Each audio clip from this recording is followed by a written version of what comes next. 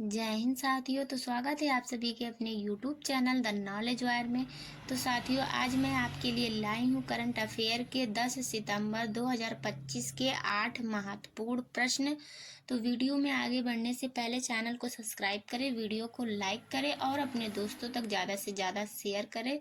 तो चलिए बढ़ते हैं अपने पहले प्रश्न की तरफ। तो हमारा पहला प्रश्न ये रहा, हाल ही में भारत के 15वें उपराष्ट्रपति कौन चुने गए हैं? तो ऑप्शन ए है सीपी राधाकृष्णन, ऑप्शन बी है जगदीप धनखड़, ऑप्शन सी है द्रौपदी मुर्मू और ऑप्शन डी है एम वेंकैया नायडू। तो इनमें से हमारा सही आंसर क्या हो जाएगा?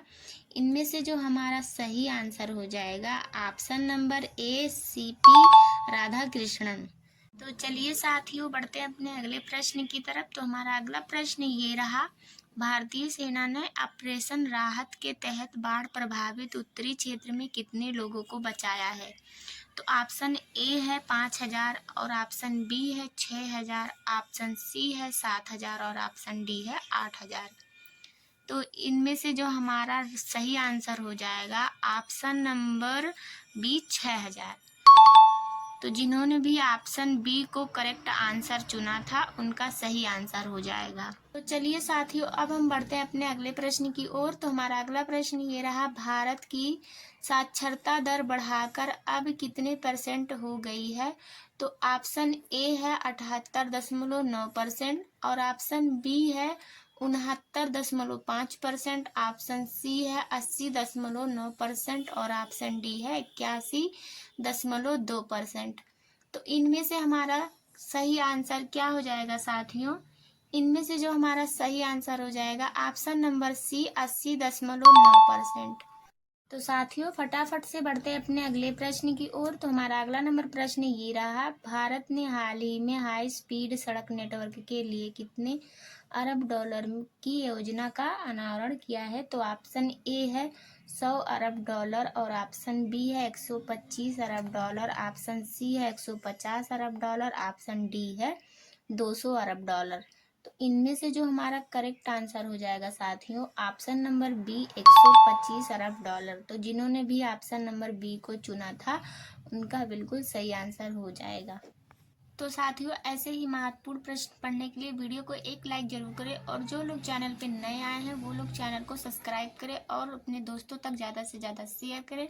तो चलिए बढ़ते हैं अपने अगले प्रश्न की तरफ। तो हमारा अगला नंबर प्रश्न ये रहा, नीति आयोग ने दलों का उत्पादन कब तक दोगुना करने की रणनीति बनाई है? तो ऑप्शन ए है 2030 और ऑप्शन बी है 2047, ऑप्शन सी है 2050 और ऑप्शन डी है 2060। तो इनमें से हमारा सही आंसर क्या हो जाएगा? इनमें से जो हमारा सही आंसर हो जाएगा ऑप्शन नंबर बी 2047।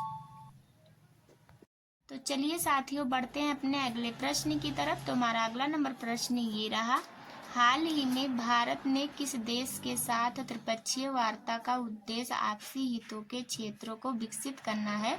तो ऑप्शन नंबर ए है अमेरिका, ऑप्शन नंबर बी है रूस, ऑप्शन नंबर सी है ईरान और आर्मेनिया, ऑप्शन नंबर डी है चीन। तो इनमें से हमारा सही आंसर क्या हो जाएगा साथियों?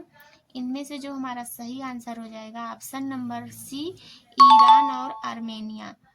तो जिन्होंने भी ऑप्शन नंबर सी को चुना था उनका बिल्कुल सही आंसर हो जाएगा। अब हम बढ़ते हैं अपने अगले प्रश्न की तरफ। तो हमारा अगला नंबर प्रश्न ये रहा, हाल ही में किस शहर में अंतर्राष्ट्रीय बाजरा महोत्सव के 6ठे संस्करण का आयोजन किया गया है? तो ऑप्शन नंबर ए है नई दिल्ली, ऑप्शन नंबर बी है मुंबई और ऑप्शन नंबर सी है बेंगलुरु, ऑप्शन नंबर डी है चेन्नई। तो इनमें से हमारा सही आंसर क्या होगा? इनमें से जो हमारा सही आंसर हो जाएगा ऑप्शन नंबर सी बेंगलुरु। तो साथियों, अब हम चलते हैं अपने सबसे आखिरी 8वें नंबर प्रश्न की तरफ। तो हमारा 8वां नंबर प्रश्न ये रहा, उत्तर प्रदेश ने हाल ही में किस नीति को मंजूरी दी है? तो ऑप्शन ए है नई खेल नीति और ऑप्शन बी है नई शिक्षा नीति, ऑप्शन सी है नई एरोस्पेस और रक्षा इकाई नीति, ऑप्शन डी है नई ऊर्जा नीति। तो इनमें से हमारा सही आंसर क्या होगा? इनमें से जो हमारा सही आंसर हो जाएगा ऑप्शन नंबर सी, नई एरो स्पेस और रक्षा इकाई नीति। तो ऐसे ही महत्वपूर्ण प्रश्न पढ़ने के लिए चैनल को सब्सक्राइब करें। मिलते हैं नेक्स्ट वीडियो में, तब तक के लिए जय हिंद साथियों।